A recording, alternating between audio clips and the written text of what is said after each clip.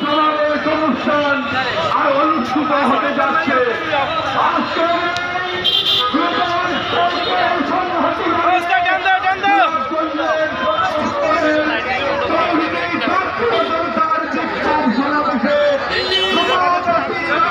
গ্রহণ করবেন আমাদের কৃতি সন্তান, আমার পিতৃকেন্দ্র মুরব্বী, হাজার হাজার আলেম ওলামার উস্তাদ শায়েখুল হাদিস হযরত মাওলানা হিলাল উদ্দিন আহমদ।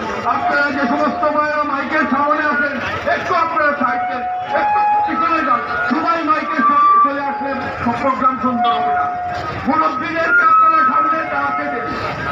আমাদের আজকের অনুষ্ঠান এখন থেকেই শুরু হতে যাচ্ছে। অনুষ্ঠান পরিচালনা করার জন্য আজকের আয়োজকদের পক্ষ থেকে আমি কৃতি সন্তান হাফেজ মৌলানা আব্দুল গফফার সাহেবকে আহ্বান